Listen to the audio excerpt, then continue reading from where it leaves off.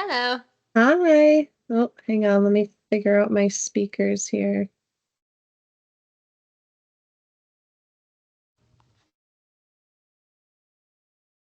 Let's see. Can you hear me? I can hear you. Can you hear me? Yes. Okay. It's not coming in through my headphones and okay. And Tammy hasn't nobody else has joined yet, so now I'm kind of like, eh. Yeah. Well, if you did send me an email, I didn't get one. I know when I set this up, I added you, Abby, and Dana all as co-hosts, and I swore it sent out emails for that. That could have been during that time though when the email was weird. Yeah, that's possible. Yeah. And I know I resent Oh, Tammy the link to join. have you heard from her? No. Hmm.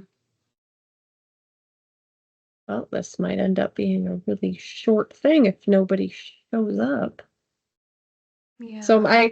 I can view like registration. Let's Mm-hmm. see here. If I go to manage event, there's one person canceled, but there are 4 other attendees. Oh, Mm-hmm. Lisa just messaged saying she's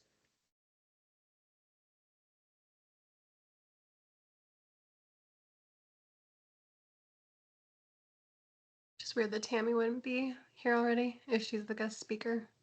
Maybe what was something that? about. It's just weird that Tammy wouldn't be on here already if she's the Yeah, speaker. yeah. Because Someone. I Oh, told her I'd be on. Well, there's Thalia. Hi, yeah. Thalia. Yeah, I told Tammy it'd be on 15 minutes early just to troubleshoot any like issues. Yeah. So I'm wondering if maybe she is having problems. Does anyone have her phone number? I don't have her phone number. I've just emailed her, and I did just check my email, make sure. Let's see. Check my other.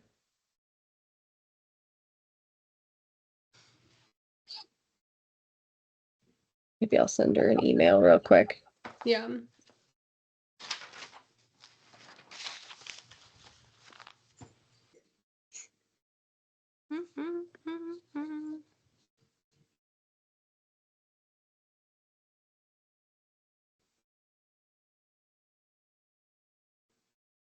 Yeah, it's like it's right on the upcoming events thing too. I was just double checking it, but it's right.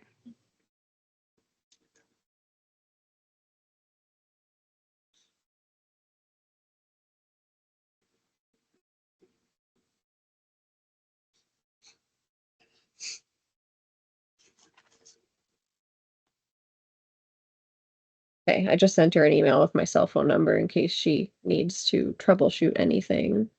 Yeah.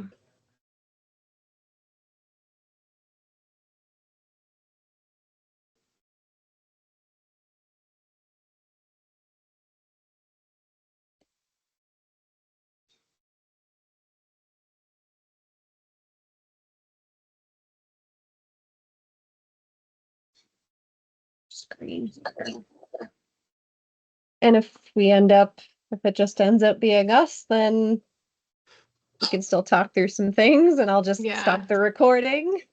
I Sounds just good to came me. from the League of Women Voters meeting, which of Yeah. course ran longer than I wanted it to, so I had to like rush home real quick. Yeah, how was it though? Now I know not to schedule things back to back. Yeah. Was it good or what'd you think? It was good. It was good. It's League of Women Voters is a little different because it's a national organization, and so there's Mm-hmm. it's a lot more rigid than what we have the ability to do. Okay, here's Tammy.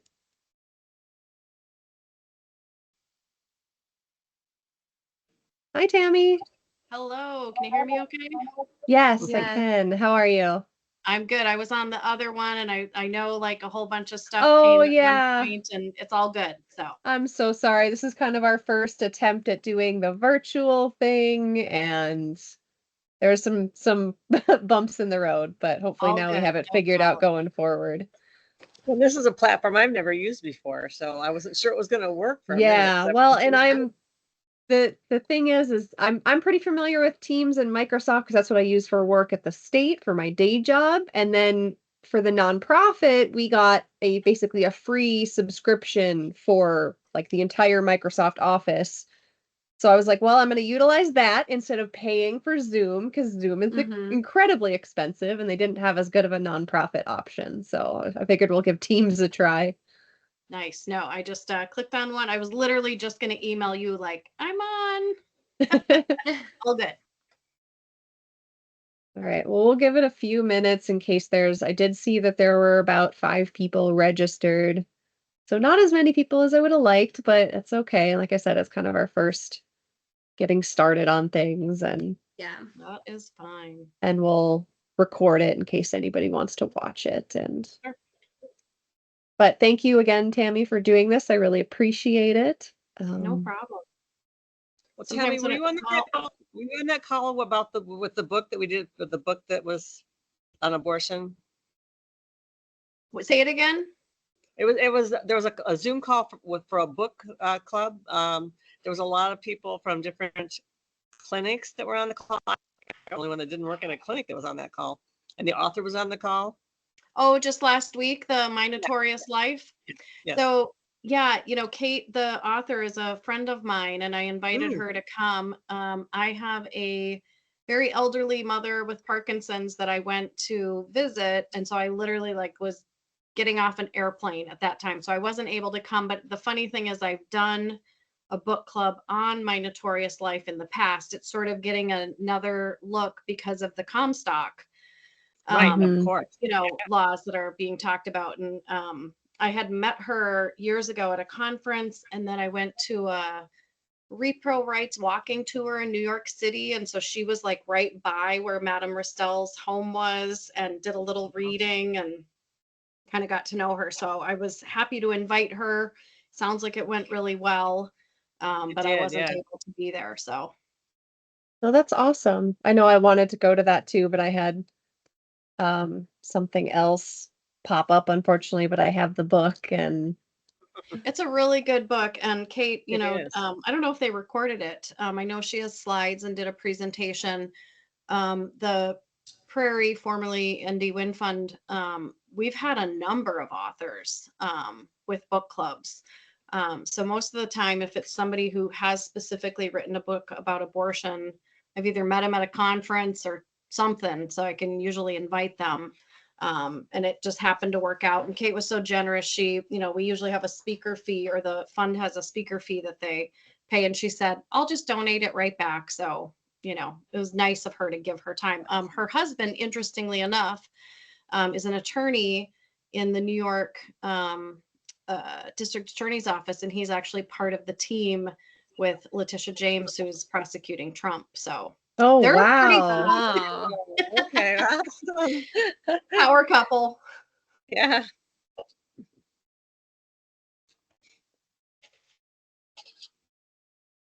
I'm gonna share. I have slides. I don't know how to do that on Teams. Yeah, I can help walk you through that here real quick. So if you go up to the very top right-hand corner, right by the red leave button, there should be a share button. Okay. And then you'll select share screen. And then if you have multiple screens, I'm not sure, but you should be able to share it that way. All right. Do you want me to get started? Yeah, I know Lisa, there is another member that's going to be joining. I just resent her the email link, so she should be popping on here any minute now. And I assume you can see the logo, right? Yes, yes. Okay, good. Technology. But yeah, if you want to go ahead and get started, Tammy, you definitely can. Sure. I suppose we can definitely do maybe some introductions here, since it is such a small group. So obviously my name is Callie Bauer. I'm the executive coordinator. We just got started with the Minot Women's Network here late May. And so it's been a very quick process at getting started. And we've been trying to get some good things going for the state of North Dakota. And we have a lot of things kind of planned for the future that we're trying to make kind of a bigger impact in a much needed time. We kind of wanted to, when we were getting organized, we wanted to kind of fill in the gap that was left by the previous North Dakota Women's Network that has been kind of inactive for the past couple years. So we are a different organization, but that's kind of where we decided, well, there needs to be some kind of effort, happening at a statewide level that hasn't been very present and kind of a much needed time. So that's where we kind of all got together and we just started rolling with it. So I'll let Shay and Thalia introduce themselves too. Well, I'm Shay. Hello. I'm the outreach coordinator. I actually met Callie through our other job that we have, and I'm new and still learning, but I'm really passionate about what this organization has to offer. It's a personal experience for me too, so I'm just happy to be here. Do what I can. I'm Thalia. I'm not on the board, but I am. And Callie, I need to get together with you with some more information. I found out. I'll try to work that out this week. So I'm looking at funding opportunities and if grants that might be available. So I've been on some phone calls and I have some additional information to share. And so but I'm very passionate about this because I'm in my 70s. So I was walking to get abortion done back in the 70s when I was a teenager and a young woman. So, and I told the book group, I said, I've been through it all. I mean, I had a baby I put up for adoption. I had a baby I kept it, and I've had an abortion. So I've had all three. So I'm very passionate about the fact that I just had this conversation today. I mean, maybe if people don't believe in abortion, then don't have one, but don't restrict it from everybody else. Yeah, you're one of those people who has a sign like, I can't believe we're doing this shit again. Hello. Exactly. Exactly. Well, I'll keep going then. I'm Tammi Kromenaker. I use she, her pronouns. I'm the clinic director of Red River Women's Clinic. I've been in abortion care. So funny, I almost said in North Dakota. I was in abortion care in North Dakota for 29 years. And so I think this is my 31st year. So now last couple of years in Moorhead. So basically it's been my entire adult life. I can't imagine doing anything else with my life. It's very rewarding. We're in a much better place, which I'll talk about a little bit in my presentation, but I kind of took a presentation that I've done for a social work class here at Concordia in town and kind of went through it pretty quick today just to update it. But please ask questions, tell me to pause, tell me to dig deeper. I could talk about abortion all day, every day, but I'll go ahead. And so you can see my screen okay? Yes. And then let's see, how do I advance a slide? Maybe that's what's going to be the problem. Hold on. So I do see like the PowerPoint, like I can see the side where you can kind of select the slides rather than the presentation view. Yes, I think it's from beginning, way in the upper left. And then we see the 1 and 4, right? Yes. It's okay if you can see the next one. I don't care. Oh, wait, no, it might be a different screen that I'm seeing because I'm not seeing the presentation itself. I'm seeing the PowerPoint, like where you can go to edit it. So you might, if you select share, you can potentially select if it's on a different screen. Oh, you know why? Because I've got these two, it's because I have a computer and then my monitor. Yeah. Okay. So you can try resharing and selecting the right screen. Let me just see again. I know Teams is not as user friendly, unfortunately, as Zoom, but well, and like I said, it's happened the last time, and it's just because of it's because of the screen sharing. Okay, let's try this again from beginning. All right, tell me what you're seeing. Not seeing anything right now. Yeah. Gosh darn it. All right. Oh, there we go. Because I have to click share. There we go. Now I see it perfectly. Perfect. Okay. Well, we'll see if this works. Okay. So, again, Red River Women's Clinic. We've been around. We've been the only abortion provider in our region since 2001. Thank you for sharing your story. Is it, how do you say it? Thalia? Thalia, yeah. Thalia. I actually know a young person named Thalia. This is the first time I ever heard that name. So even though it's many times shrouded in secrecy due to the stigma associated with it, abortion is incredibly common in the United States. So you're seeing the next screen, right? North Dakota? Yes. First, great. Okay. Nearly half of all pregnancies among US, and I'm going to use the term women. I know a lot of folks are talking about pregnant people. Some of the quotes I'm using come straight from a source and they say women. So nearly half of all pregnancies among US women and are unintended, and about 4 in 10 of those are terminated by abortion. So let's take a look at who has abortion. This is information from 2021 when we were in North Dakota. I mean, in Minnesota too, we have to report every abortion that we do. But because in North Dakota, we were the only clinic, they made this nice little end of year, probably a 10-page report. Lots of nice little graphics on it. We're new enough in Minnesota that we're just lumped in with other like physicians' offices, independent providers. We don't have our own line item. So 2021 was the last full year that we provided abortions in North Dakota, and then only until August in 2022. So 2021 is what I pulled from because it's the most recent full information. So who has abortions? More than half of all US abortion patients are in their 20s. Patients aged 20 to 24 make up about 1/3 of all abortions. Patients aged 25 to 29 are about another 27 to 30%. A lot of people have the incorrect idea that most people who get abortions are minors.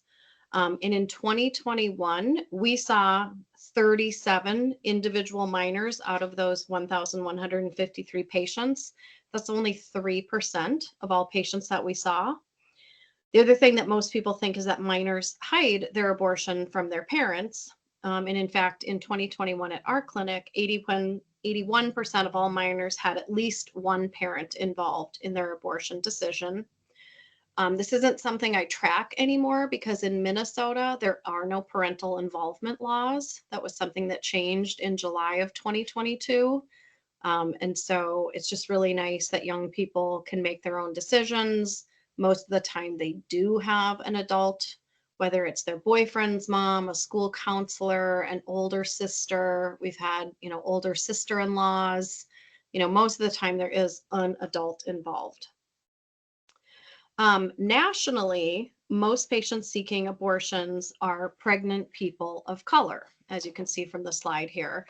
And as we can see from our own Teams meeting here, this is where statistics in North Dakota are very different because we are just a whole lot more Caucasian white folks here. So in 2021, 59% of all patients were white, 17% of North Dakota folks identified as Black, and 13% identified as Indigenous or Native American. That's actually a percentage that's changed, I think, probably in the last, less than 10 years. It's always been white has been the number one in North Dakota. Our second highest patient population used to be that Native American or Indigenous population. And just within, I would say, I'm going to guesstimate like 7 or 8 years, because obviously the demographics have shifted in North Dakota. Now more of our patients do identify as Black. And in every other place in the country, Black or Indigenous or people of color are number one, and Caucasian patients are much further down the line. But that just shows how different North Dakota is. 59% of abortions are obtained by people who already have at least one child that they're caring for at home. And in North Dakota, again, 59% were parenting at least one child. 75% of abortion patients are poor or low income. 26% of patients had incomes at 100 to 199% of the federal poverty level, and 49% had incomes less than 100% of the federal poverty level. And this is information from 2014. Again, some of this data, collected by the Guttmacher Institute only gets updated, every 10 years. I was on a conference call today planning a conference session, and we talked about, this is something that's never changed.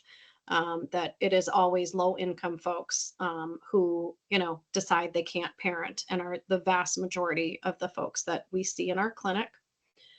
The reasons that people give for having an abortion, really underscore their understanding of responsibilities of parenthood and family life.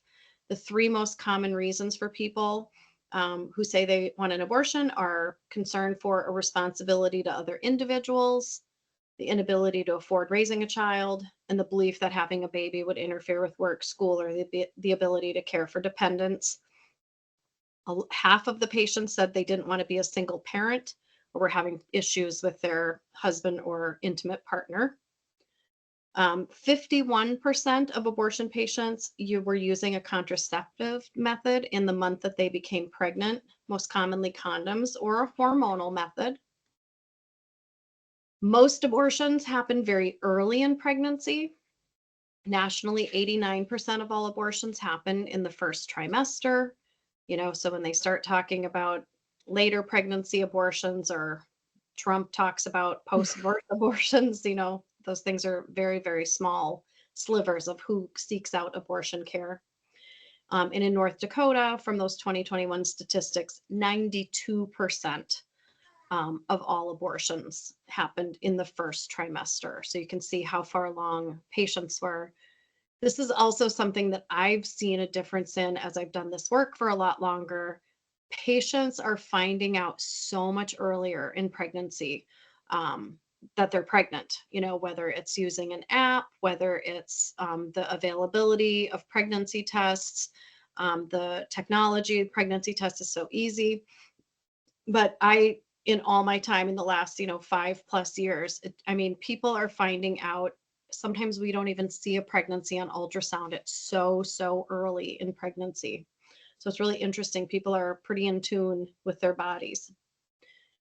Let's talk about safety of abortion. So a first trimester abortion is one of the safest medical procedures and carries minimal risk. Major complications, which are defined by those requiring hospital care, surgery, or transfusion, occur at a rate of less than 0.5%. Abortions performed in the first trimester pose virtually no long-term risks of problems like infertility, ectopic pregnancy, miscarriage, birth defects, little or no risk of preterm or low-weight birth deliveries. This is something that we hear, across the street from us. They're building one of these women's care centers, which I know y'all have in Minot. It's one of those fake clinics that misleads patients. And one of the things we hear from them, patients who've gone to places like that, they'll say, oh, well, aren't you going to scrape my uterus and leave a whole bunch of scar tissue, and I can't ever get pregnant ever again if I have this abortion? And so safety of abortion is one of the things that those fake clinics use as one of their tools to scare people out of having abortions. Because most of our patients, I would say, identify as people who, maybe want to be pregnant in the future, or I have a child already and I'm, going back to school and I want to wait till I'm done with my degree. I already put a hold on school to, get this first kid going, and, maybe I want another one in the future. And it's a legitimate concern we hear all the time. Will having this abortion today affect my ability to get pregnant in the future? Women who have an unplanned pregnancy, the risk of mental health problems is no greater if they have a single first trimester abortion than if they carry the pregnancy to term.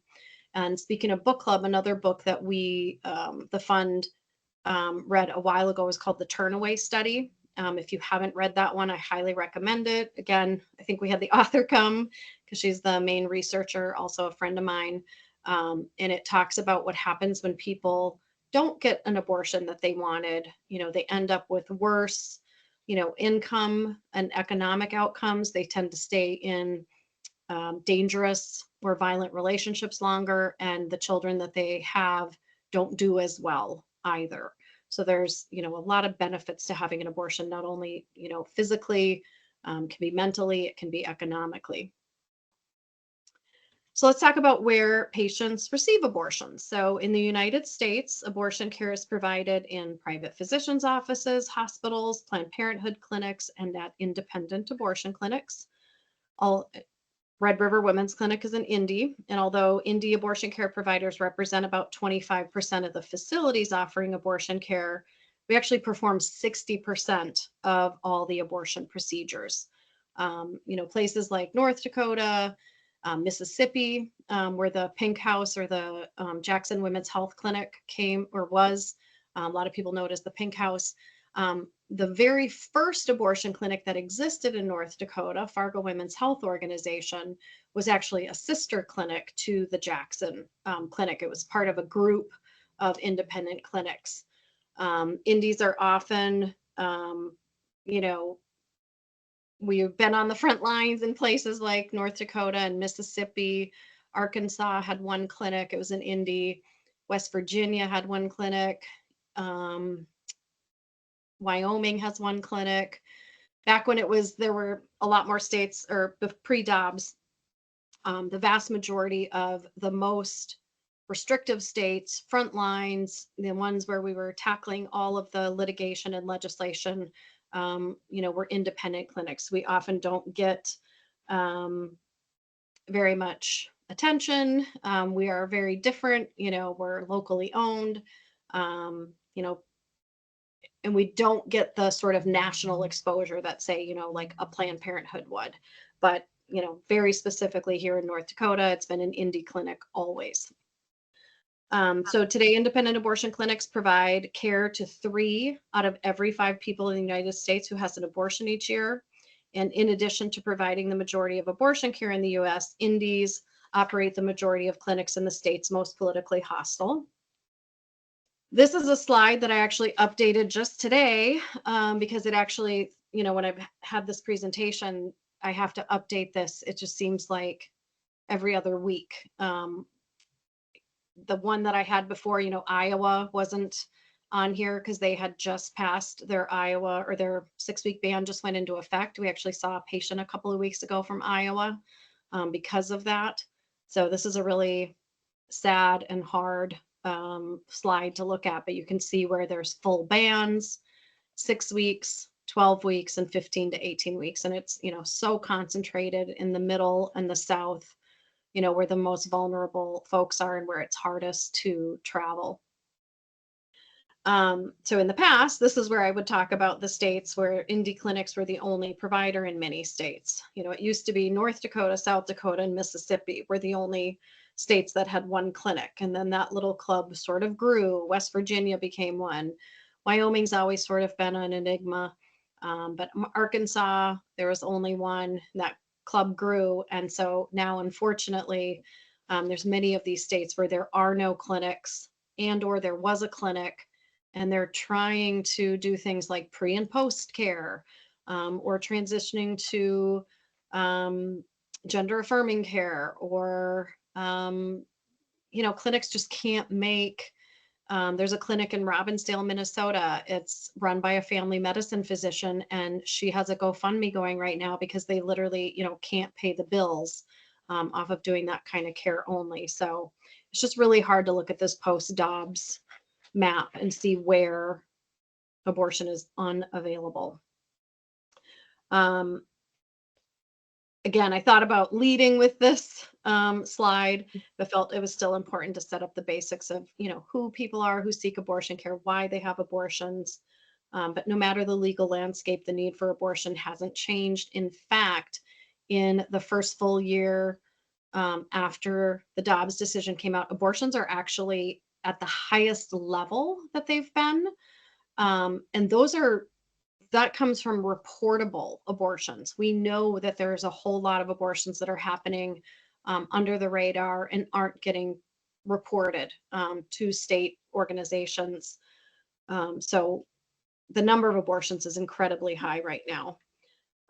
People are having to navigate ever-changing landscape of abortion access, but I'll just keep our focus here in the region and what's transpired since the Dobbs decision, because it'd be impossible to sort of talk about all of that very, very dark color there. So in North Dakota, Red River Women's Clinic was the sole provider of abortion care. We provided abortion care. Um, I'll have to double check this number. This is for 24 years. We were the sole abortion provider in the state since 2001. South Dakota had their clinic in Sioux Falls. The next closest clinics are in Billings, Montana, and the Minneapolis-St. Paul metro area, as you can see. When Roe v. Wade was overturned on June 24th, 2022, ironically, Politico had a photographer embedded in our clinic. And they were the outlet that broke the news of the leak back in May of 2022. It's always hard to look at these pictures, but it's hard to have I can just feel the emotion coming from the photos. Wow. I know. I literally am the top one, sitting at my computer looking at Roe v. Wade being overturned. And then, the bottom right, I literally had a patient on hold and my husband called me and said, we got this. We literally have got this. And she's just standing right there. Thankfully, I already knew her. So felt a little more comfortable with her, but yeah, captured it in the exact moment. So what we did next was on June 28th, Drew Wrigley, North Dakota Attorney General, certified that the requirements of the trigger ban had been passed in the legislature back in 2007 had been met. The trigger ban was set to take effect in 30 days on July 28th. We see patients just one day a week. It's always on a Wednesday. July 28th was a Thursday. We filed a lawsuit to block enforcement of the trigger ban because we felt he'd acted too quickly. And just because the Supreme Court had announced their decision verbally, it hadn't been filed and certified in their own court. And so, we'd had to follow the rules all along for, that the North Dakota legislature passed. And so we were just asking that they follow their own darn rules. So we'd been making plans from the fall of 2021 that obviously accelerated after the leak, but literally there's a picture in the top left, my husband and I, of our new building. We actually signed the paperwork at 3 p.m. the day before they overturned Roe v. Wade. It was just crazy how the timing worked out. But that same day, June 23rd, a community activist had contacted me and offered to start a GoFundMe for our new location. We have ended up raising, I think right now it's at $1,030,000. And I literally don't know how we would have pulled off this purchase and the move without it. I mean, we were going to barrel ahead anyways, but that GoFundMe, the $1 million, of course, you don't get the full million because GoFundMe takes their portion, but it's gone. That money has been spent. So at 4 p.m. on July 27th, the day before the trigger ban was set to take effect, a judge granted us a preliminary injunction. It was Judge Romanek, the same judge that's on the SB 2150 case. And it was, 4 p.m. We were seeing patients that day. But also in early July, a judge in Minnesota granted a ruling in a 3-year-old case, and that removed many of the state's abortion restrictions, including a 24-hour waiting period, minor parental involvement laws. And so Minnesota was just looking better and better to us as we continued to work to ready our new space. So we provided our last abortion in North Dakota on August 3rd, 2022. And with no gap in care, we provided our first abortions in our new Moorhead location on August 10th. The part of this that I'm most proud of is that we got to control the narrative of when we provided the last abortion in North Dakota and subsequently our first abortion in Minnesota. On that July 27th, there were a lot of anti-abortion protesters outside the clinic. I think they were there thinking it was the last day and they were going to be, celebrating. I saw some folks out there that, we hadn't seen in a long, long time, and they were all hanging out. So it was really fun to be able to run outside and tell the escorts, we got the injunction. Today's not the last day, and we got to steal their thunder. So the tiny wins.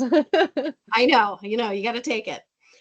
So we, we're very intentional of not confirming the new location or announcing our first day in Minnesota, except to the patients who were scheduled that day.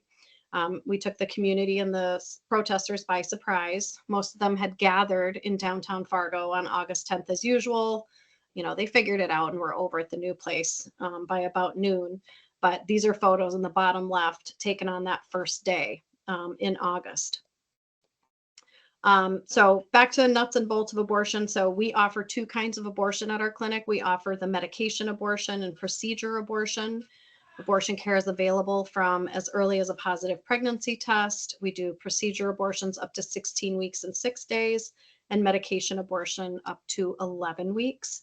And both methods can be completed, with only one visit to the clinic. So we do see a fair number of folks from the Minot area. Patients only have to travel to the clinic once. In the past, this is part of the presentation where I would discuss the restrictions on abortion in North Dakota. Let's just say North Dakota has some of the strictest abortion bans in the country, or it has, the 6-week ban or the full ban. You can get an abortion if you were assaulted or the incest up to 6 weeks. But obviously there are no specific clinics or places that, you can get that in North Dakota. Those folks do come to us. There are some medical emergencies and situations where a doctor could do an abortion, but that's exactly why we're suing the state, along with Dr. Tobias from Bismarck, Dr. Hoffland from Dickinson, and I always forget her name. She's in Grand Forks. I can't think of the doctor's name right now, but they've joined with us because they need clarity on what those medical emergencies and when those exceptions are allowed. But we had litigated a number of issues over the years, including pushing back on the link between abortion and breast cancer, restrictions on medication abortions, ultrasound requirements, a 6-week abortion ban back in 2013, physician admitting privileges requirements, and we're still actively involved in the case against SB 2150. There was supposed to be a trial in Bismarck last week. Thankfully, it didn't happen because I went to the DNC and got COVID, first time in 4.5 years. So I couldn't have been there. And just because he canceled the trial doesn't mean that's a bad thing. Everybody thinks that's bad. We're waiting for his decision.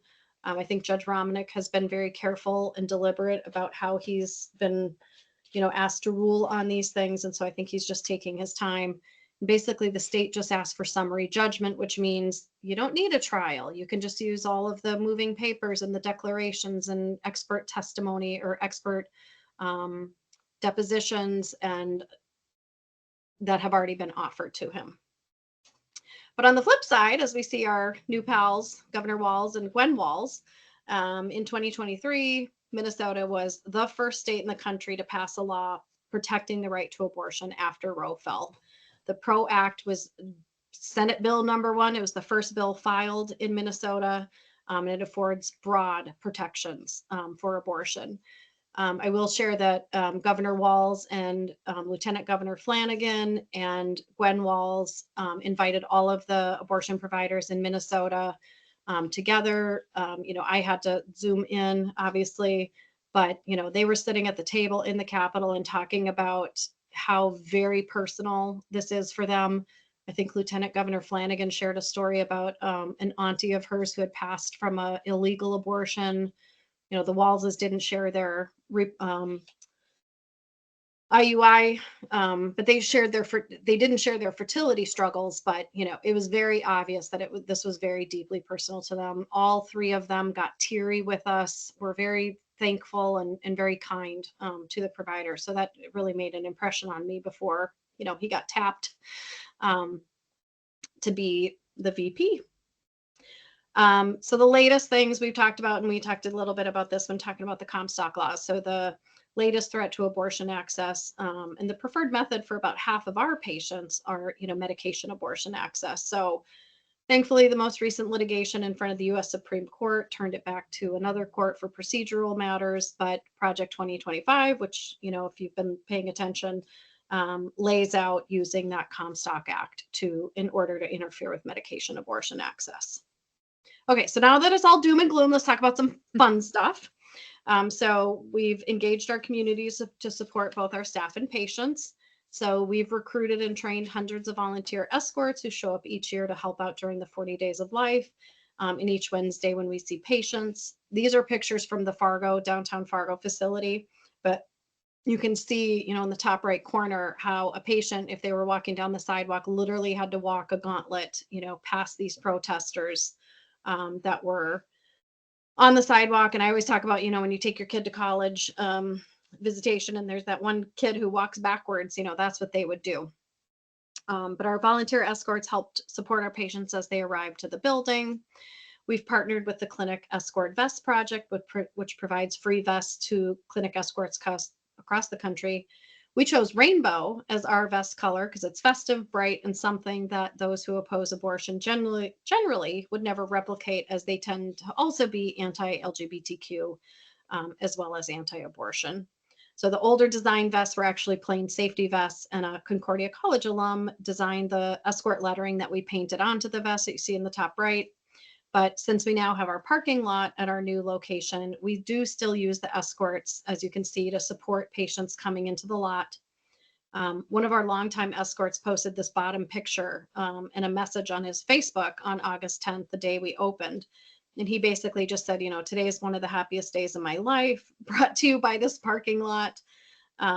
It's a private parking lot. People who want an abortion can come here, drive into the lot, and walk into the clinics, and protesters can't enter the lot. And then he said, you see these two things that look like dementors standing on the sidewalk? Those are protesters, and they can't get on the lot.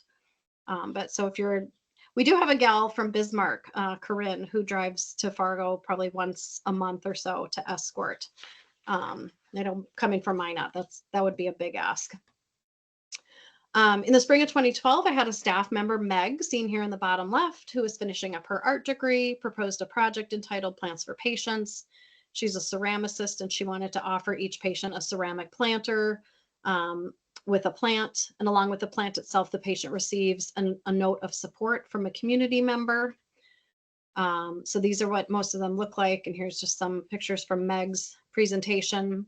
This is at the old building. You can see the cute little bookcase that I think Meg pulled out from a dumpster or something. It did evolve into a professionally installed artist. He made glass and wood. We haven't had a chance to hang it up at our new space yet. We're just using like a bookshelf from Target, but it is just an amazing program, and patients, just love it. And this next screen, I'm going to let you all just read. These are just 2 messages from people who wrote back to the Plants for Patients website and talked about what the plant meant to them. Or I'm sorry, these are notes that somebody might write to a patient.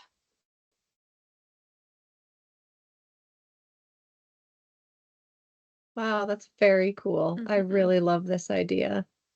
I love it too. It makes me. I walked into a patient session the other day to finish up her paperwork, and a patient was teary, and I'm like, are you okay? What's going on? And she's like, no, I just read my note card from this nice person who wrote me this really, special note. So the card that they get, means something to them. So the Plants for Patients station is the last thing a patient will encounter before they exit the building, and it's grown to be Plants for Patients is their own 501c3 organization.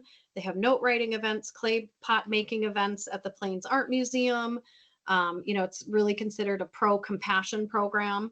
But so this winter, you can tell from our clothing, this is a whole bunch of Red River staff that it was a fun staff thing to do. So here are some other folks. And an intern. That's right. I see an intern in the top left, Maria. But a whole bunch of us went to the Plains Art Museum and made pots together. And it was a fun little bonding thing. And then at the end here, and then again, I'll, open it up to questions, but I've just got some pictures of our, new facility. This is our waiting room. At this time, only patients are allowed in the building. We had during COVID limited to patients only.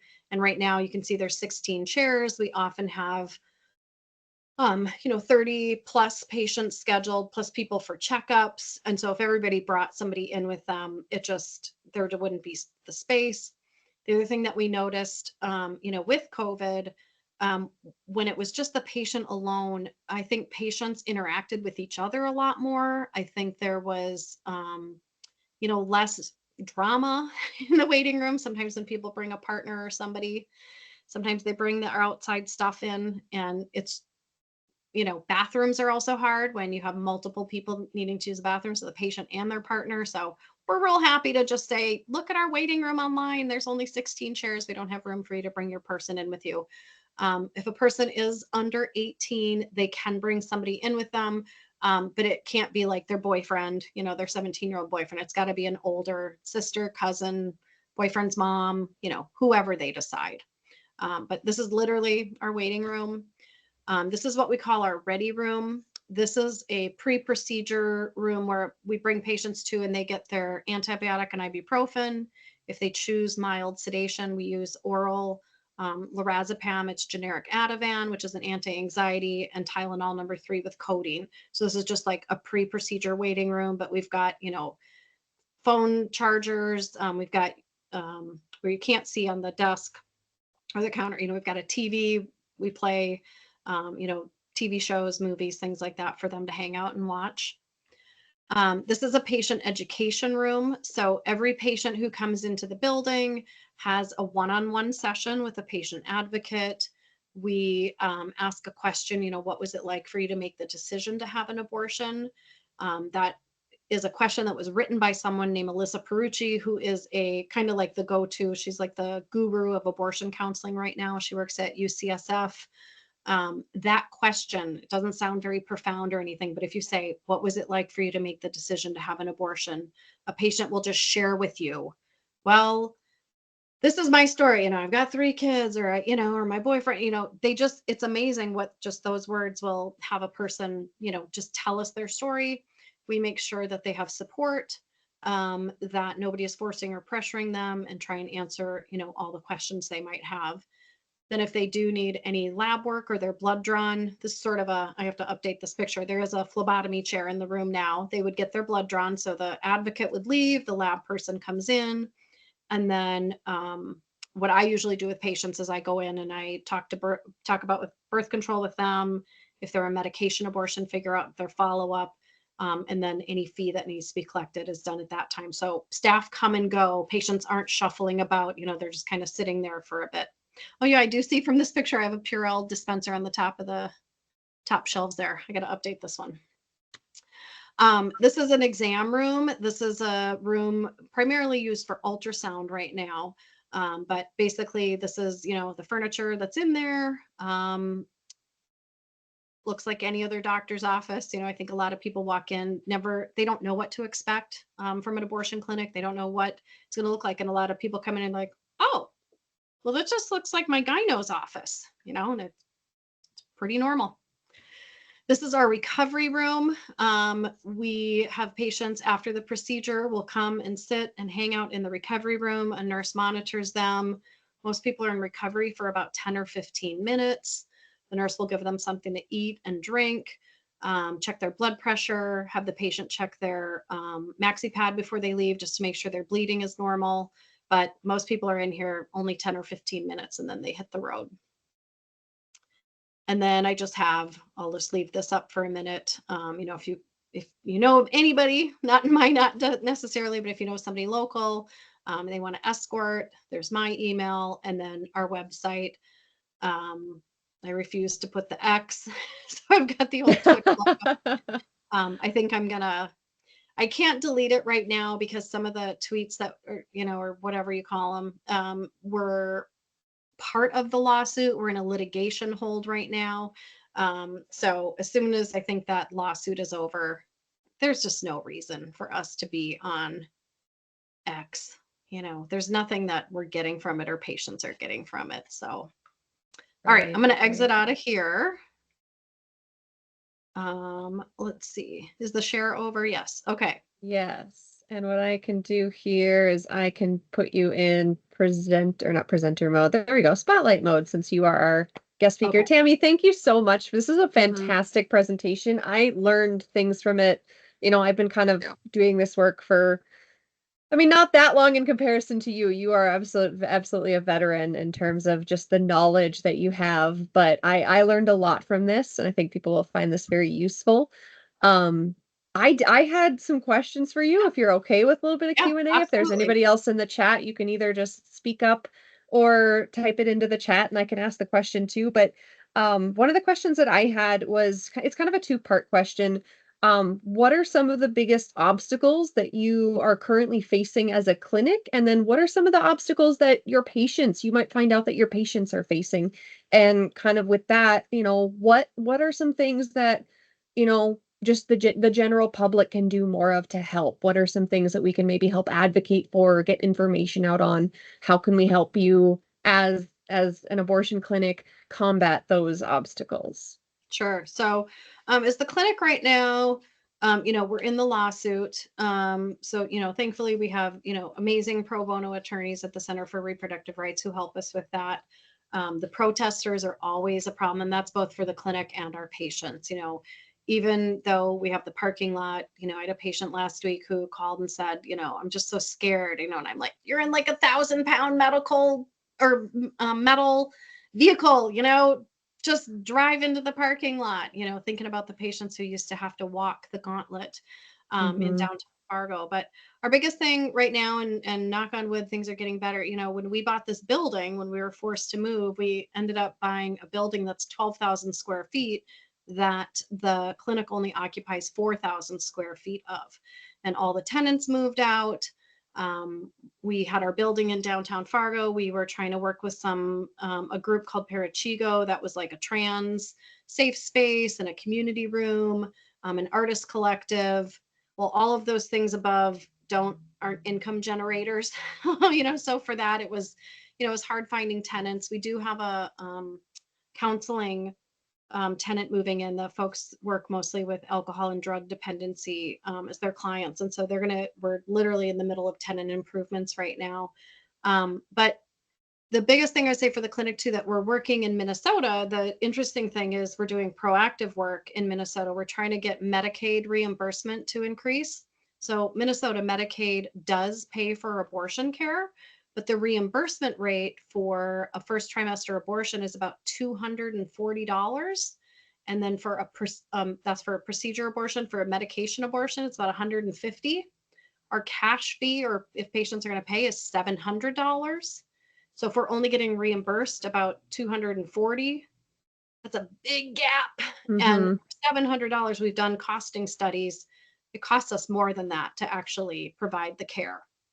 And overhead costs are continuing to go up. If we want to take good care of our staff and have good benefits and good time off, and all of those things cost. I think for our patients, the interesting thing, if you'd asked me this maybe even a year ago, I don't hear it so much anymore because unfortunately, I think people have sort of gotten used to the post-obs world. We don't hear so much, is it legal for me to come there? Is it okay for me to cross state lines? Am I going to get in trouble? Do you have to report me? So fears were sort of the first thing.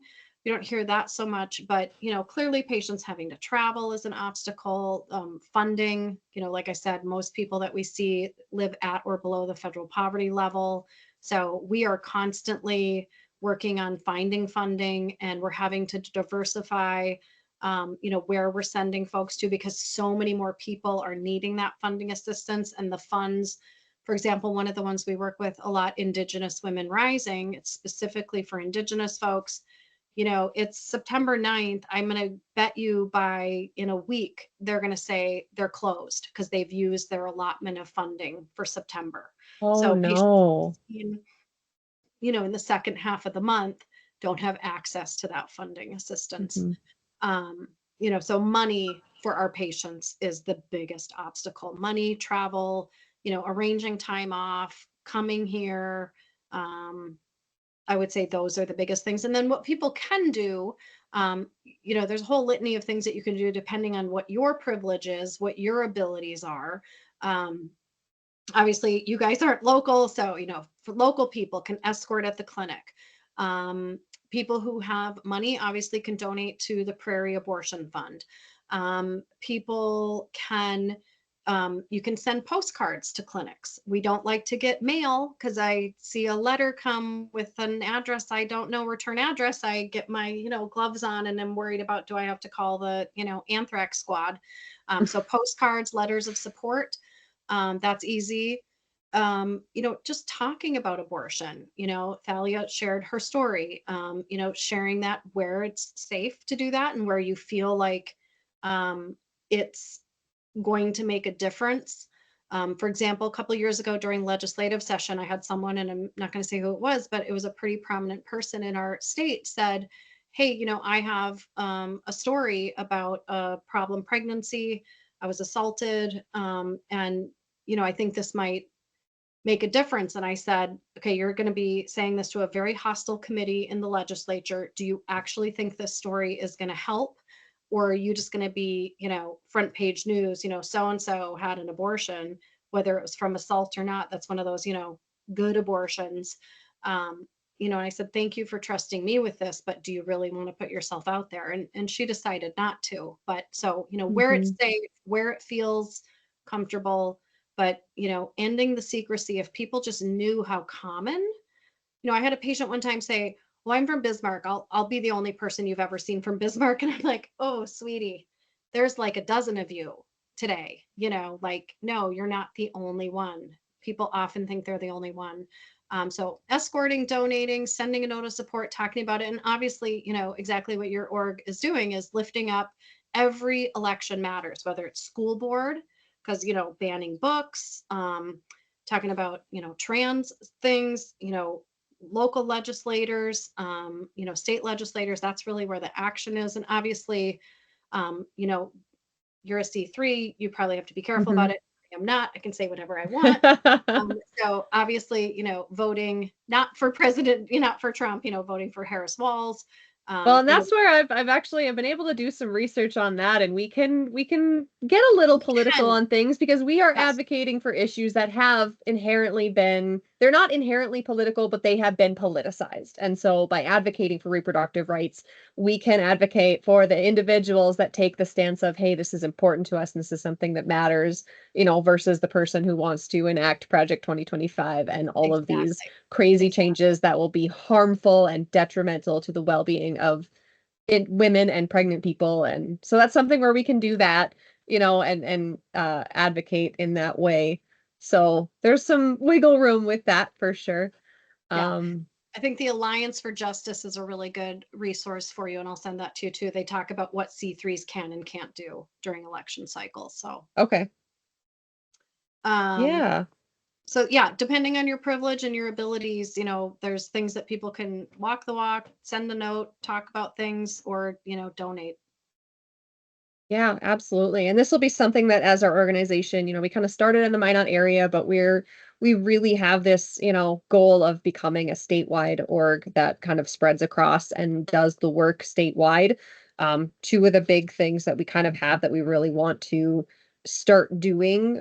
One is kind of a lot of that, just connecting people to resources, helping people access that information, and giving people the everything that they need to be able to make an informed decision and helping supplement what other organizations are doing, promoting that work.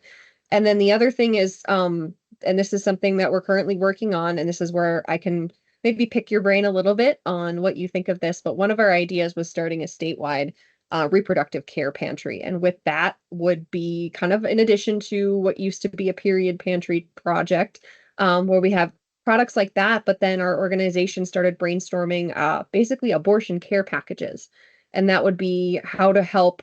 And again, this would be something where maybe we can help, we can send supplies to clinics that might be out of state, but are still serving residents of North Dakota with things that they might need, whether it's, ibuprofen and pads and heat packs or whatever types of things might be good in something like that.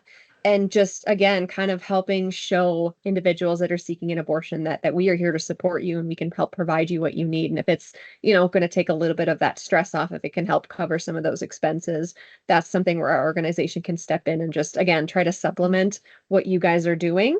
So if that's something that we could maybe work together on, one of the things that we have right now going on is we have a local organization that used to have a women's shelter called Project B, and they are in the process of closing, unfortunately. I won't go into detail about that, but they have pretty much a warehouse of products that they are donating to our organization, and then we are looking at redistributing. So that's something where we could kind of start to put some of those things together. If that's something that you might find use at, maybe having on hand at your clinic, or even just coming up with a kind of distribution list of other organizations, or we're going to try to do our best, but in this case using some of those for the kind of that abortion care package project that we would start. We actually work with the Prairie Abortion Fund right now. We have a medication abortion care package that we give our Okay. patients. So it Oh, literally, okay.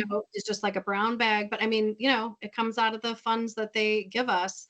We did have somebody else who did, she did like, it was like a fun thing too. I mean, certainly. So our care package has a bottle of ibuprofen. And here's the thing, it had to be a very specific kind. I know they got a donation of ibuprofen and it was a different, we just have over the counter 200 milligram.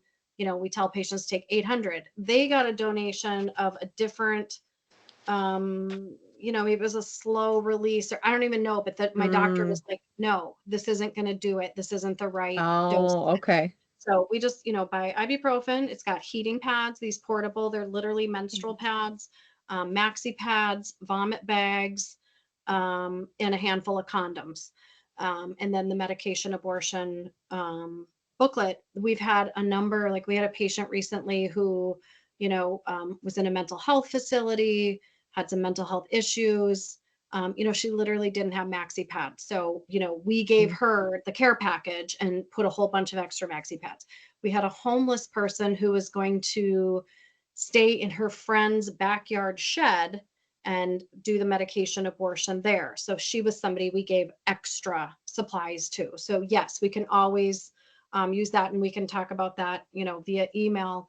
The other thing that Yeah. somebody did one time is they did fun things like they had coloring pages and like a basic little crayon thing, of these like positive, not necessarily abortion kind of cool things. Like maybe it was even just a picture of like, Frida Kahlo or something like that, but like some sort of empowerment thing, like I am Mhm. a good person or something. Because we really shouldn't be politicizing our patients. They're here for a medical procedure. Some of them are going to walk away and vote for Trump. And that's okay because it's not our job to make people be political as part of their medical visit. But um, I think there was a pair of fuzzy socks in them as well.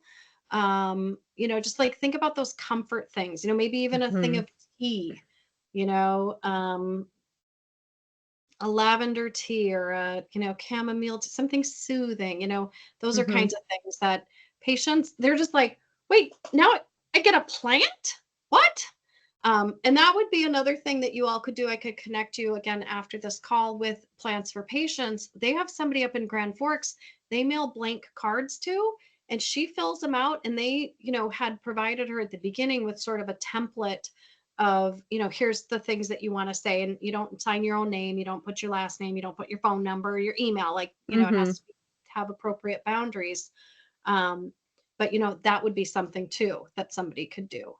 But yeah, that care package thing, that's a great idea. We are doing that. We could help you find other places that see our patients. I And know it's I now that I know that Prairie Action is, or not Prairie Action, I'm sorry, Prairie Prairie Abortion Fund Abortion is Fund. doing them too. I've been meaning to connect with them anyways. So that's something I Great. can definitely put on our radar to do and kind of collaborate Yep. in that aspect too. So yeah, that's fantastic. And then um yeah, I just lost my train of thought. I'm so sorry. I Okay. got so many We're things doing going through my head. Did they're anybody doing else have Plan any? B stuff too. They're Oh, doing like yep, Plan yep. B distribution. Yeah, and that was kind of another thing that again, like we can kind of help them, again with those distribution efforts and doing those things, and work together to kind of hopefully have a wider reach and, try to get to more people in North Dakota, especially Yeah.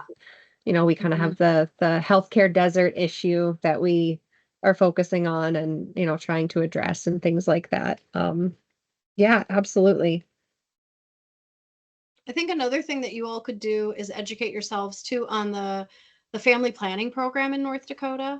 North Dakota is the only state where there is no Planned Parenthood clinic. Mm-hmm. Part of that is because the Title 10 family planning group is so strong, so well funded.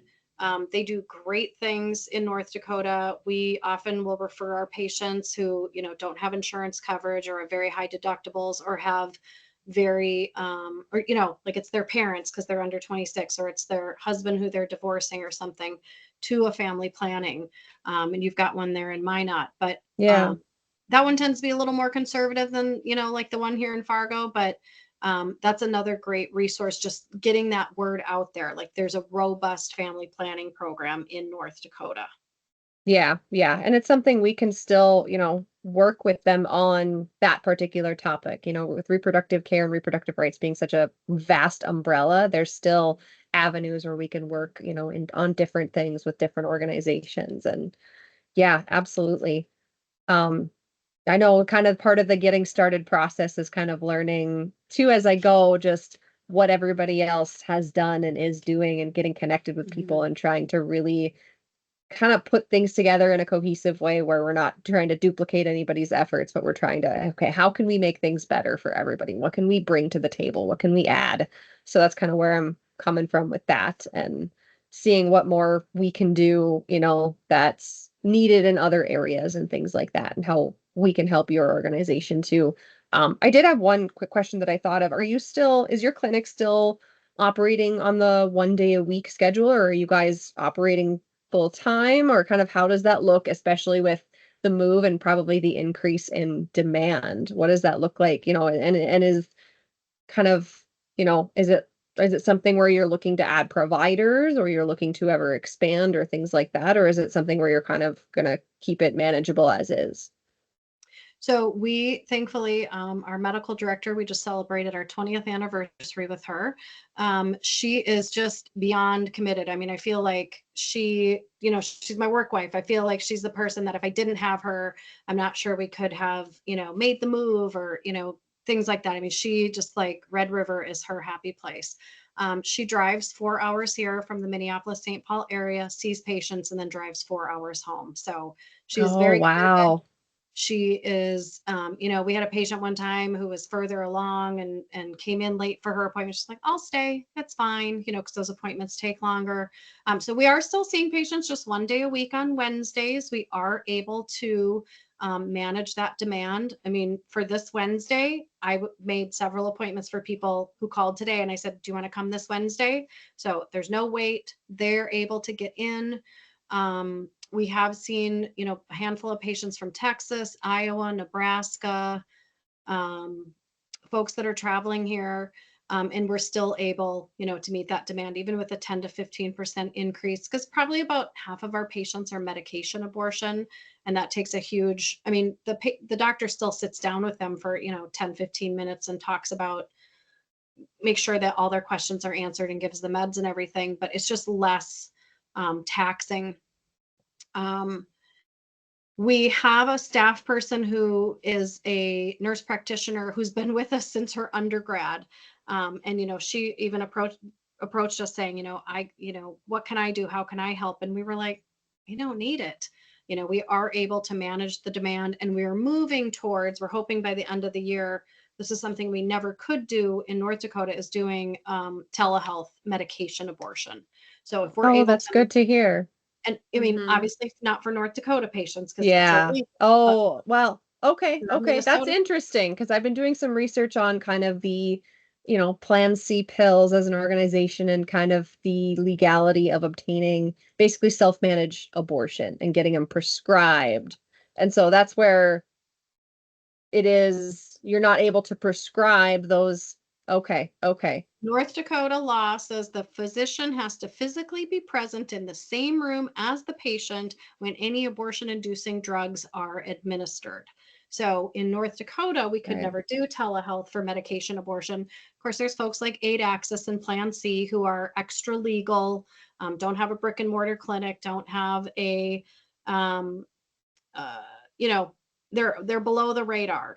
So Drew Wrigley can't come raid their office in mine. Ah, okay. So And that's how they shut get down. around it. That's what I was trying to figure out. I'm like, well, how Yeah, can they prescribe to North Dakota citizens? And it's because they don't have a location. right. But also Okay. because that person has to like go elsewhere. Patients have to come to Minnesota or go to Montana, to receive it. They have to like set up a PO box or something like that. Is what most of the orgs are doing. I certainly, Hmm. don't know all the specifics. They have online pharmacies that are often mailing them. But again, somebody's gonna do it and there's going to be trouble at some point. But Mhm. yes, so there are some of those extra, outside of the state kind of folks who are doing those things. We would be mailing to Minnesota patients. So Got uh, it. Okay. we as an entity with a huge target on us would not mail to Yes. Dakota because Right. again, the law says you have to physically be present in the same room as the patient anytime abortion inducing drugs are administered. And that's in North Dakota. But there's shield law providers, like especially Massachusetts is sort of held up as the example, that they are providing in other states. They're licensed in Massachusetts, they report to Massachusetts, but they are right now only providing abortions to states where abortion is legal. A lot of them aren't doing it to ban states. And then there's the whole thing about funding too, Mhm. that the major funders aren't funding shield law providers to send abortions pills to places like North Dakota. And that's where it's sort of like, this is where it gets a little weird for me. I'm like, of course, I want everybody to have the abortion that they want. But if we all of a sudden have 50% of our patients getting medication abortion, not from us, we're not going to be able to keep our brick and mortar clinic open for the other 50% of patients who want a procedure abortion and or aren't eligible for a medication abortion. So it's great to help folks. Sometimes you have people who literally have to account for their time, can't travel, those kinds of things. But for the rest of them, we do need to be able to see them and provide that care for them in order to keep our lights on for everybody else.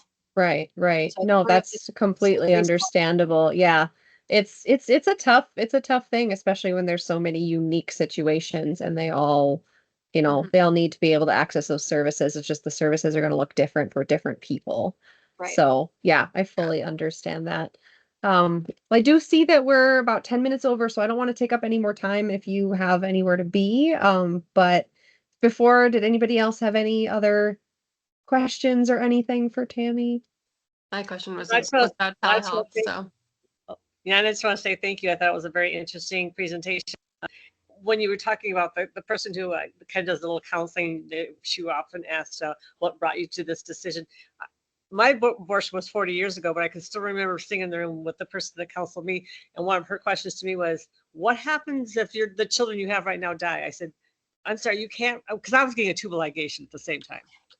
I'm sorry to explain that I was getting a tubal ligation along with my abortion. And I said, no, I said, you can't replace children with other children. So I was like, oh my God, that's a horrible question. yeah, no, I forgot. I'm sorry. I forgot I was getting a tubal ligation at the same time. Okay. It's still a bad question, but yes, you're Yeah. exactly right. That's not, no, that's wow. That sounds like a 40-year-old question. That Yeah, sounds it like a does. question It that was asked back then exactly. and should not be in our here and now. Yikes. Shay, did you have something real quick? I know you started talking too. I'm sorry. oh no, it was about telehealth, so she completely answered it. Oh, gotcha. Okay. Yeah. Yeah, it's just Awesome. that weird thing. It's hard for me to say. It's like, yes, I want to support people and I want them to get the kind of abortion that they want. A lot of people do actually really prefer to come and see the doctor and Mhm. have the doctor say, I looked at your ultrasound. Here's what we're going to do. Especially in North Dakota, Yeah. people are used to traveling for medical care. It's pretty normal to have to leave your community to get a more kind of specialized kind of thing. And again, it's about 40 to 50% of our patients who do a medication abortion, but we have another 50% who might be eligible, but still choose the procedure abortion. And we just, got to keep our lights on for them too. Yeah. Yeah. Well, awesome. I know just from kind of what you went over, I think we got some great ideas of things that we can do as an organization to kind of Mhm. help and kind of, you're welcome to stay on. I know it's a little bit after 8, but I do have a few just agenda items for the rest of the meeting for everybody. If everybody's okay with pushing that meeting till 8:30, Tammy, you're welcome to kind of stay on and maybe learn a little bit about what we're doing. And if I'm not, I actually, completely I just, understand. yeah, I just got back from a trip, and I got to get home because I have something going on No, every that's okay. week. But thank you. And I have a few things that I wrote down. I will follow up with you via email about some other things. Yeah, that sounds Maybe great. another We'll group kind of that you top. could get involved with. Yeah. Yeah, I think that sounds fantastic, and we'll keep in touch over email to kind of go over some of that. But thank you again so much, Tammy. I really appreciate it. If it's okay with you, I would like to, we have the meeting recording. I would like to be able to post it just for our members. It'll be kind of a hidden page on our website that's available to members only, so they can view the recording in case they missed it. And then if you would be willing to share your slideshow in case anybody wants to take a closer look at some of those statistics or things like that, is that something that is okay? Yes, absolutely. Awesome. Okay. Well, thank you so much again, Tammy. I greatly appreciate it. All right. Thank Nice to you. meet you all. And Take thank care. you. Nice to meet Bye-bye. you too. All right. Well, I think that was really great. Thank you Mhm. guys for joining. Yeah. It looks like Pat had to dip out a little bit early, but that is okay. I don't have too much. I don't want to keep you guys too late. I know it's already getting dark, unfortunately. But I just wanted to go over some quick, like higher level things, kind of update, like Lisa, for example, and Thalia of kind of what we've got going on.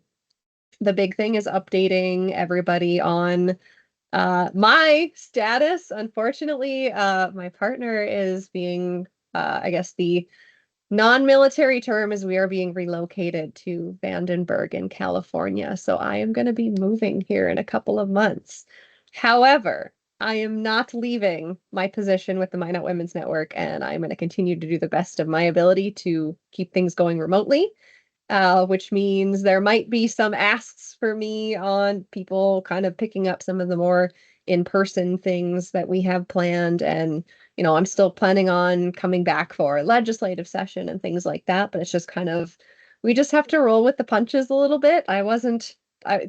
I have mixed feelings about moving to California. I think it'll be good in some aspects, but I'm also very, very bummed to be leaving Minot, North Dakota. This is home for me, and I've met all of you just incredibly wonderful people. And so I'm very torn on the whole idea of leaving, but I am not giving up on the network. I'm not giving up on our work here. It's something that is incredibly important to me. So I want to keep it going to the best of my ability. So with that being said, um, we're gonna kind of do some internal stuff on working out details with some positions that we have open. So if there are individuals that, for example, Thalia, I know you're not necessarily, you're not a board member officially, but if you would like to join the board, or if there, are people that and this is for anybody that's maybe watching the recording after the fact, if there are some positions that might be interested, uh, you might be interested in, that's something where we're really looking for some more volunteers to kind of pick up some of those specific areas.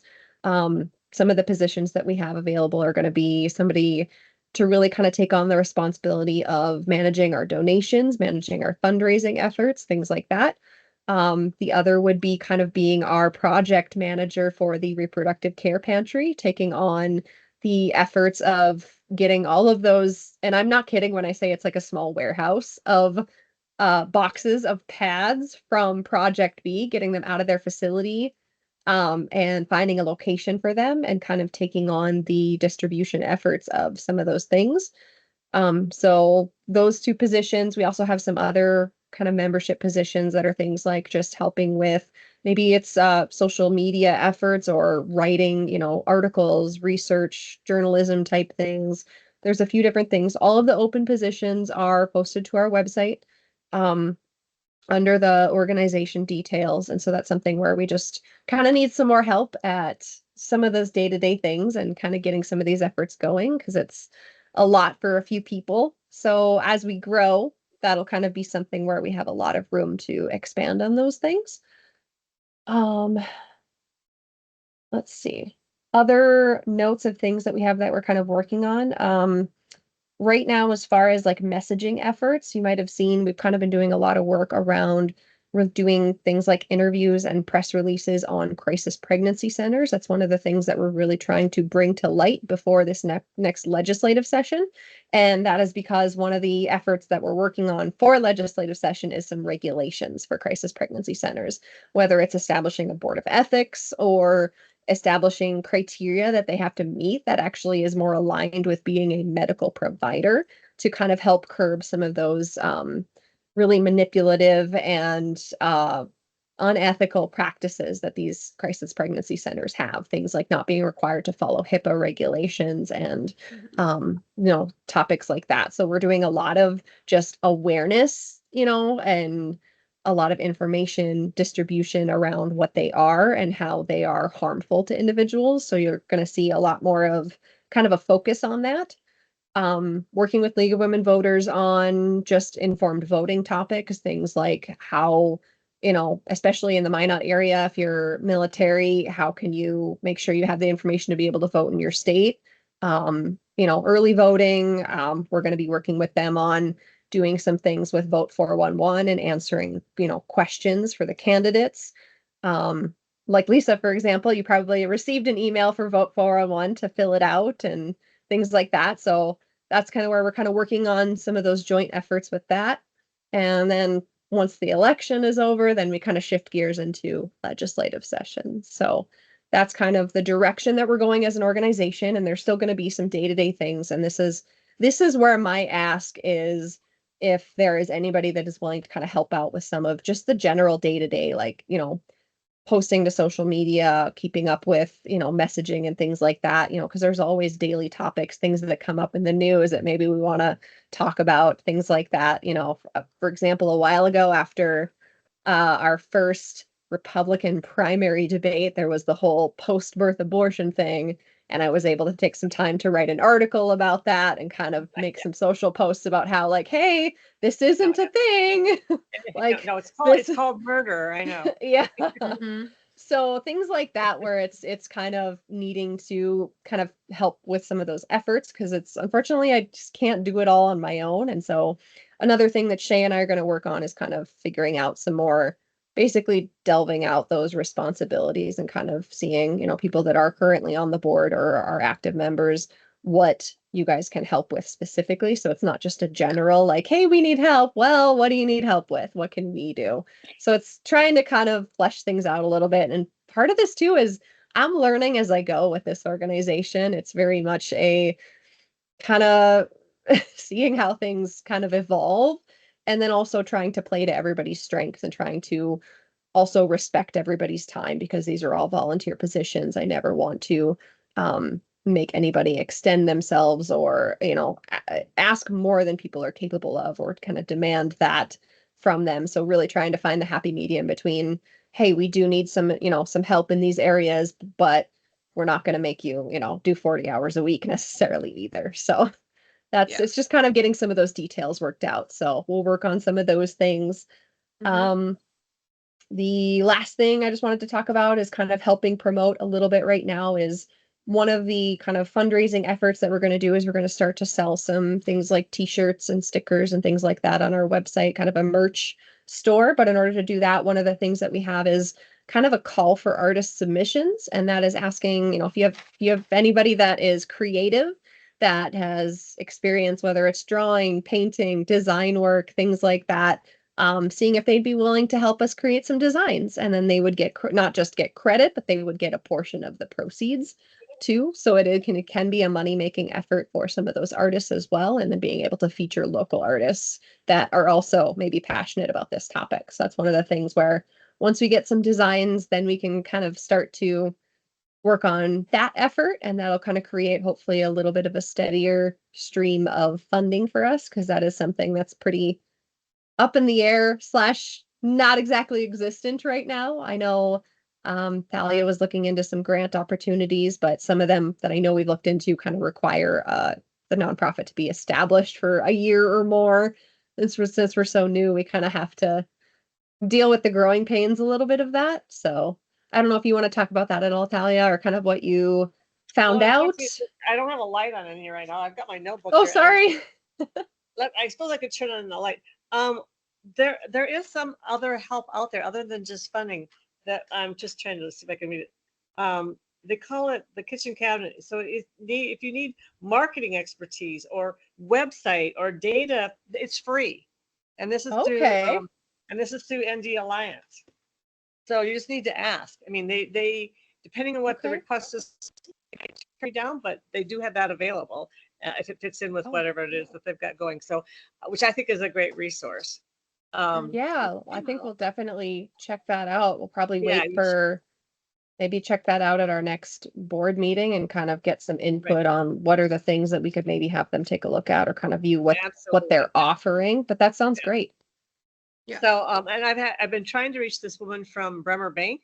The woman I talked to in Fargo said she only will set up appointments when you contact her through email, which I have done now twice and not heard back from her.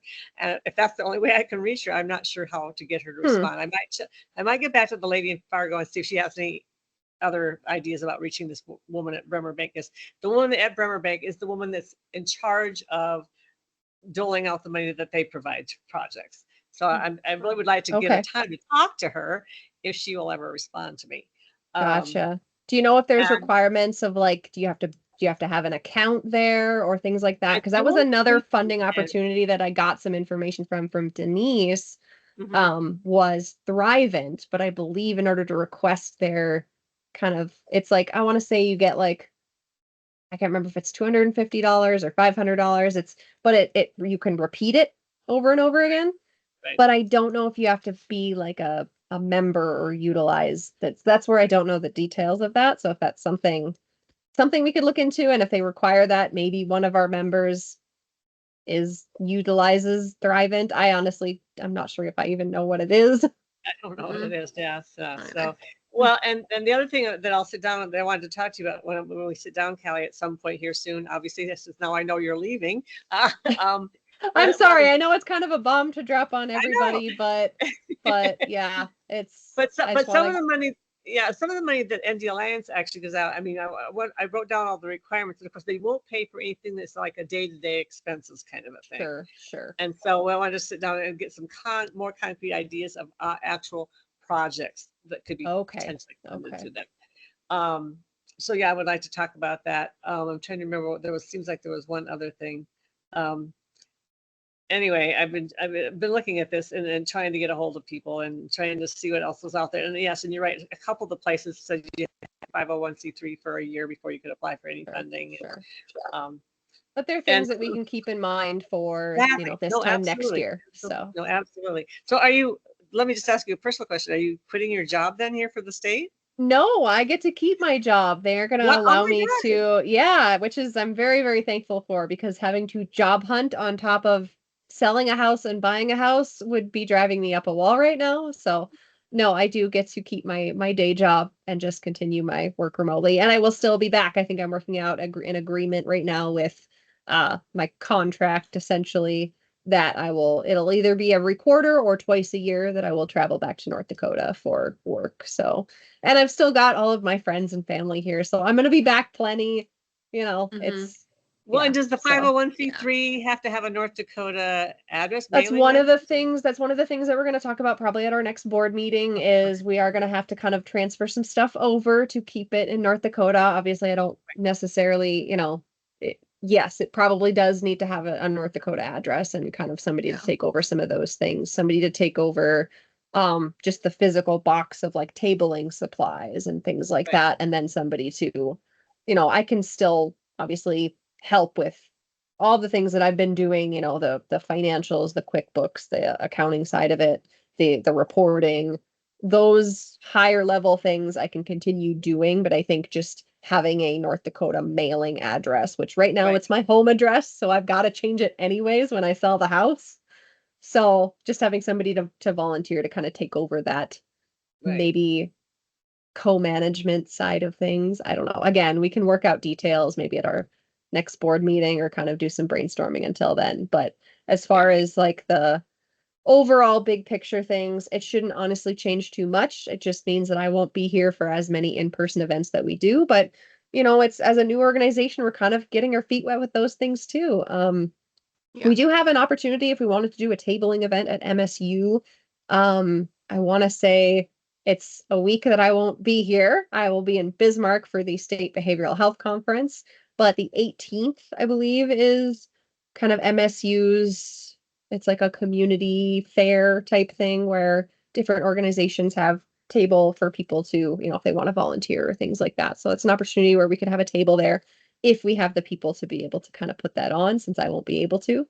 So that's where, again, we can kind of talk about, is there somebody who is interested in kind of becoming our, maybe our events manager or coordinator or things like that. And seeing where, we can kind of continue some of those things. The other thing, again, this is kind of, we've talked about it before in some of our, I think we talked about it a little bit at the barbecue, maybe, but we didn't, it was kind of hard to talk about some of these things.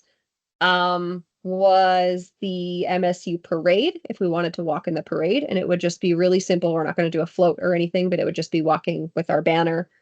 And then whatever kind of, if you have a t-shirt that is the Planned Parenthood t-shirt, or some of it, we made for the Women's March, we made Mind Out Women's Network t-shirts. We could potentially make a few more, but if we wanted to do that, again, I don't think it's a massive thing if we don't do it. We do have other priorities that we can kind of focus on, but just getting an idea of if that's something that, we do want to go ahead and register for, or if we just say, we'll look at it next year when we have a little bit more capacity to do some of these community events.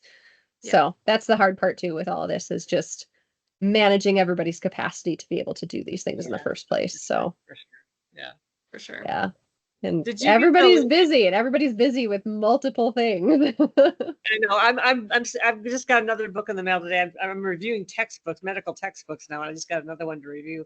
Oh That's gosh. I know. So anyway, on health, it's not very interesting because it's on health equity. And one of the comments I wrote on the last book I wrote, I reviewed, which was written after the abortion decision, is that they should have covered that, and the fact that equity is now really increased because from state to state the laws are different. Anyway, Yeah. that was my big takeaway on that book. But anyway, no, did you get the email I sent you? I sent you a link that I sat in on the Badass Grandmas for Democracy meeting. They had a guest speaker, and that was really, really interesting. Very interesting speaker. So I know if you could put that maybe on our website, maybe a link to that. Yeah, we could do, I know I have an extra, like on our resources page, I kind of have an extra page that's linked to kind of some miscellaneous items. So I could find a spot to put that on the website of just like additional information and things like that. I know I wasn't able to attend that meeting, but that's definitely something, or at the very minimum, sharing it on social and kind of saying like, hey, this is something everybody should check out. So yeah, no, really. yeah, I just haven't gotten around to it because again, I'm really spinning. You're busy?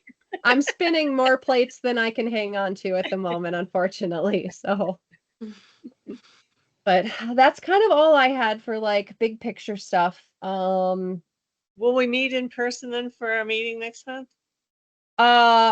Likely, yes. I have not gotten any like confirmations for a guest speaker for next month. So if we don't end up booking a guest speaker again, we'll probably meet in person. We'll kind of flesh out some more details with that. Hopefully in the next couple of weeks. We are leaving in what, November? Our tentative report by date is December 15th, so we would want to probably leave no later than end of November. There is a small chance we can get that date pushed out, but it's up in the air right now and we don't have confirmation. So there's a lot of things that are just up in the air right now. Well, and I'm having a total knee replacement on December 17th. So. Oh goodness. Okay. Okay. Yeah. Well, we're just kind of taking things as far as the organization goes. I think right now it's kind of taking things, some of the things are a few steps at a time while still kind of trying to maintain the bigger picture. As far as my life and all my crazy stuff I've got going, it's definitely, I'm kind of taking things week by week at this point. I'm sure. Yeah. So, but. Well, and what about you, Shay? Are you sticking around for a while? Yeah, I just moved back from the same area that she's well, moving to. Yeah. Yeah, and I'll be here for at least the next 3 years. So. Okay. Oh, that's good. And we were not expecting the relocation. My partner was under the assumption that he was going to be retiring in a year and a half out of not a year and a half. I'm sorry, 2.5 years. But yeah, that just kind of came out of the blue. So he just part of being in the military, I guess. Mm-hmm. Yeah, of course. Not a bad place to be sent. No, I think it'll be good. But anyways, enough about me. I think the very last thing that I had was just kind of a general like, hey, FYI, is I did some work with Lindsay at Main Street Books, and Banned Books Week is coming up September 22nd, and we are going to have a little display in Main Street Books that is focusing on books about reproductive rights and abortion. And so I think that'll be a cool thing. So stop in and check out Main Street Books. Once she Absolutely. gets that set up, we'll kind of post a little bit about that on our socials and on our website and things like that too, and put some information on the little display. Maybe some of our magnets and things. I don't know if you guys saw this, but we got a grant from, oh my gosh, and of course my camera, because hang on, I have to turn off the blur. Let's see if I can do this. Camera. Whoops, that turned my camera off.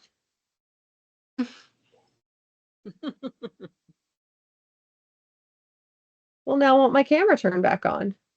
What is going on? What? Why? Well, I have no idea why my camera doesn't want to work. Well, anyways, oh, there we go. Now it's just the wrong camera. I have an external webcam. Always technical issues. These are, you can't see them very well, but these are some magnets that we got.